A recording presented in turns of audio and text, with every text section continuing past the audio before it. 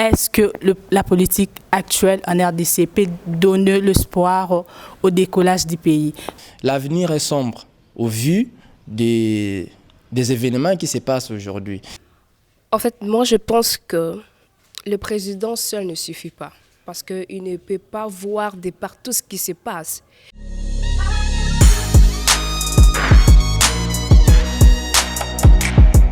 Salut, abonnez-vous sur Capi One TV.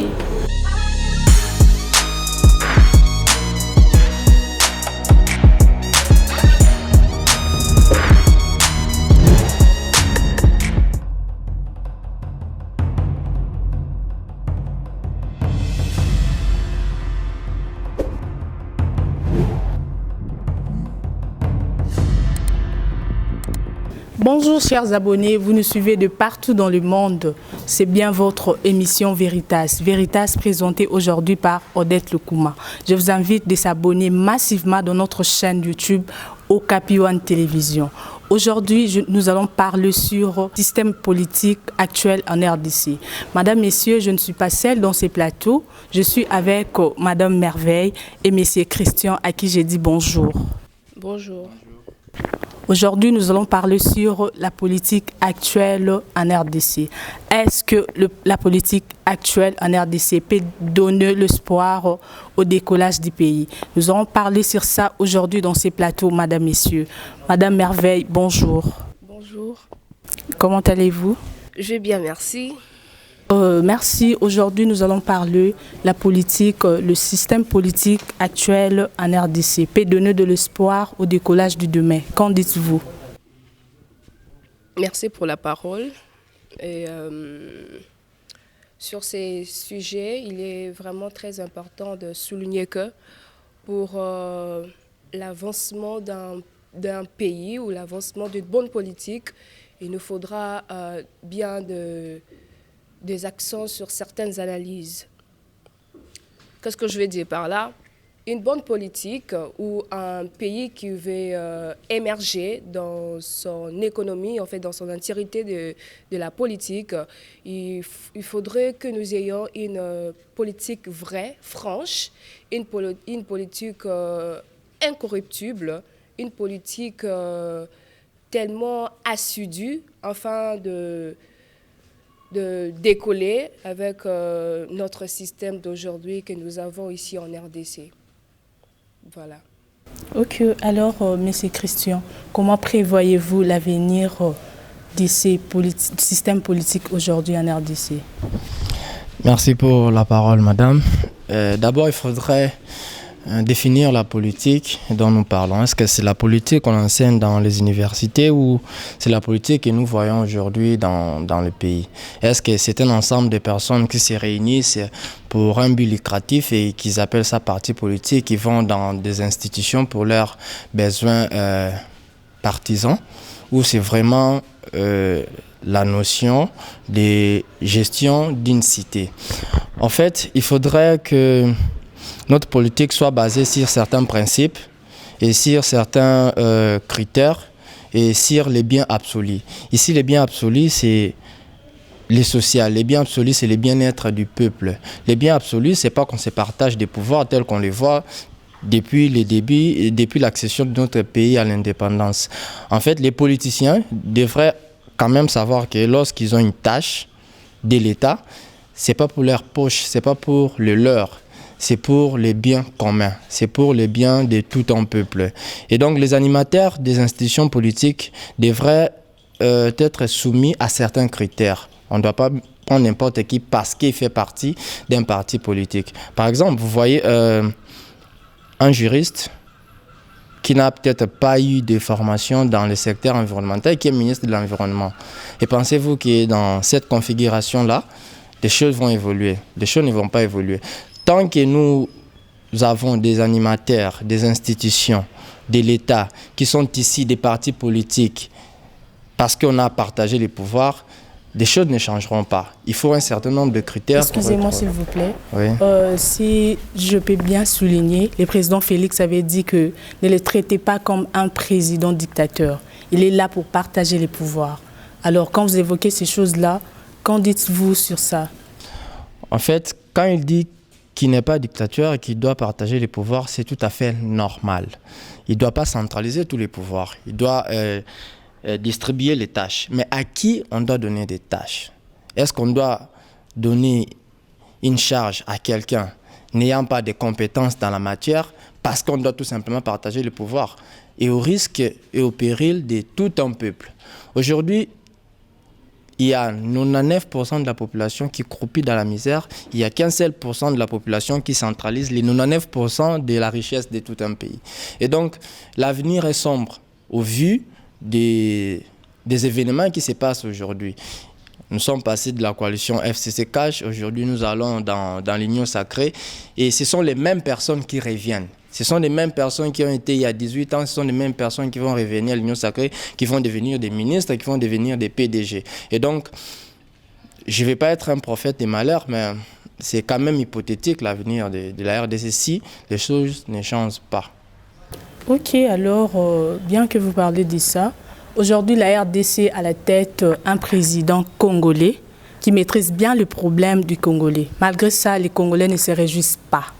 Il y a toujours des gens qui pleurent à côté, il y a trop de problèmes. Alors que nous avons un président congolais qui maîtrise bien le problème en RDC. Qu'est-ce que vous pouvez évoquer par là? Madame, tous les présidents qui se sont succédés ont toujours été congolais. Ils ont eu cette appréhension-là de maîtriser les problèmes congolais. À mon avis, les vrais problèmes congolais, c'est l'homme congolais en fait. Ce n'est pas la politique, ce n'est pas la musique, ce n'est pas les richesses qui nous manquent, c'est le capital humain. Aujourd'hui, le Congolais, il est versatile, il est corruptible, parce que, dit-il, je n'ai pas de quoi me nourrir, alors je dois me lancer dans toute autre chose qui pourrait même nuire à l'État. On devrait d'abord commencer à changer l'homme congolais. Donc, au fait, si nous allons dans les universités, il y a la corruption qui bat son plein. Si nous allons dans les églises, c'est quand même pur. Si nous allons dans tous les autres secteurs de la vie, c'est toujours les hommes qui sont les instigateurs des problèmes. Le président Félix peut dire, je ne pense pas qu'un président peut maîtriser tous les problèmes d'un peuple. Ça vient progressivement, il a des collaborateurs et je pense que s'il a de bons collaborateurs, il pourrait arriver à résoudre des problèmes un par un. Donc aujourd'hui, le développement du pays ne doit pas être atteint pendant 4 ans ou pendant 5 ans. Il nous faut du temps, il nous faut du chemin encore. Le président Félix fera, s'il est bien accompagné, sa partition et les autres qui viendront après lui pourront aussi faire sa partition. Mais le vrai problème, c'est aussi nous, le peuple. À qui nous donnons les pouvoirs? Est-ce que nous donnons le pouvoir à quelqu'un qui vient, qui nous achète des polos et il devient député, il va à l'Assemblée nationale pour chanter et danser en fait. Et à la nouvelle législature, il reviendra pour demander les pouvoirs. Donc, il y a un dicton qui dit, il y a un grand esprit qui a dit « Chaque peuple a les dirigeants qu'il mérite ». Donc, si nous avons ces genres de dirigeants-là, c'est parce que nous les méritons. Nous les méritons parce que c'est nous qui leur donnons ces pouvoirs-là. C'est nous qui acceptons ces genres de, disons-les, des bêtises qui se passent. Ok. Madame Merveille, la RDC aujourd'hui a à la tête un président congolais. Malgré ça, les Congolais ne se réjouissent pas. Certains disaient qu'aujourd'hui, Félix Tshisekedi, nous allons voir en tout cas un changement. Mais jusque-là, il y a toujours de pleurs. Qu'est-ce qui ne va pas en fait? C'est quoi les vrais problèmes? En fait, moi je pense que le président seul ne suffit pas. Le président seul ne suffit pas parce qu'il ne peut pas voir de partout ce qui se passe, bien qu'il est obligé. En fait, ce n'est pas pour rien que dans une entité qu'il y a de membres des entités, genre le membre de gouvernement. Ce n'est pas pour rien qu'il y ait des membres de gouvernement dans un parti politique. Le président de la République, lui, il est là pour voir et assurer la bonne alimentation, la sécurité, toutes ces choses-là que nous, citoyens congolais, on a besoin. Et il devrait passer par ces membres de gouvernement. Parce que lui, il est là à son établissement. Il est là assis et pourtant il y a des personnes autour de lui qui travaillent aussi avec lui, mais que ces personnes-là sont, comme l'a dit mon confrère Christian, que, en fait,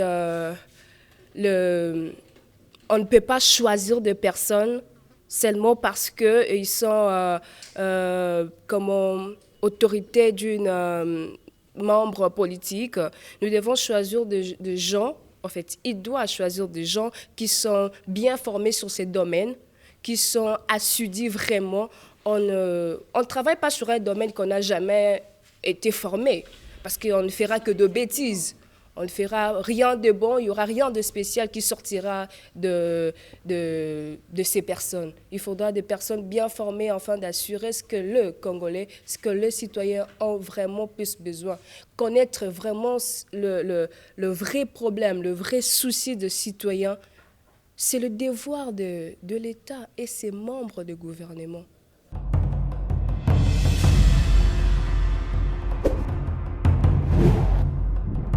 Alors, Monsieur Christian, je parle avec des exigences. Moïse Katumbi, Jean-Pierre Bemba face au président Félix Tshisekedi. L'Union sacrée, les peuples congolais doivent attendre de quoi exactement? Oui, merci. Je resterai un tout petit peu réservé sur cette question-là, parce qu'il y a des tractations, il y a des élucubrations, il y a des suppositions de toutes sortes. On ne sait pas vraiment de quoi ils se sont parlé en privé, mais selon certaines rumeurs, j'essaie d'être objectif, selon certaines rumeurs, Moïse Katumbi et Jean-Pierre Bemba seraient trop gourmands.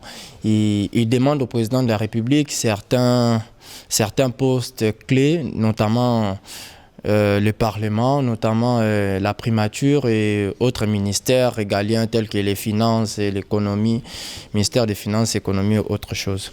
En fait, c'est ce que les partisans de Moïse Katumbi et de Jean-Pierre Bemba disent.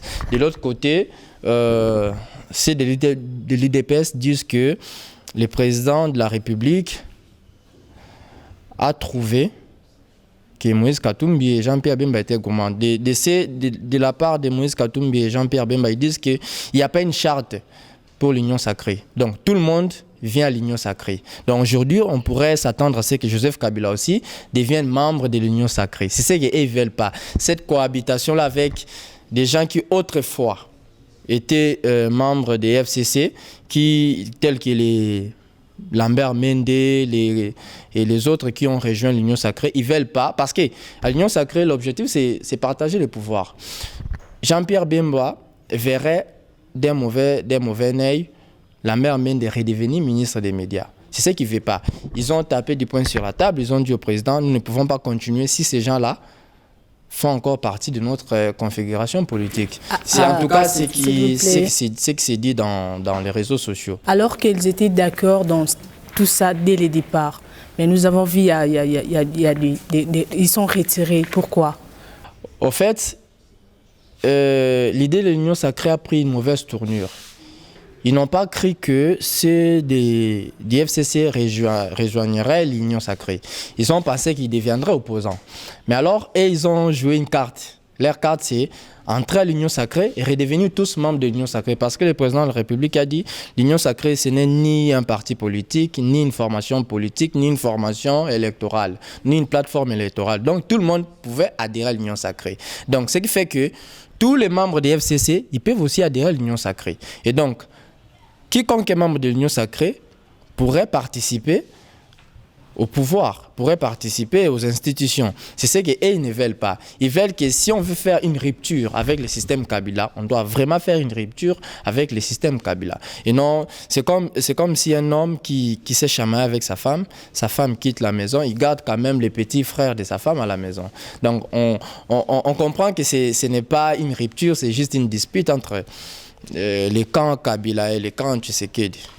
D'accord. Alors, qu'est-ce que le peuple congolais peut vraiment attendre de cette union sacrée? Est-ce qu'il y aura de bonnes choses à espérer ou comment? Je ne sais pas prévoir ce qui arrivera. Je suis optimiste. Je pense que le président de la République est animé de bonnes intentions et qu'il pourra amener ses bateaux à bon port.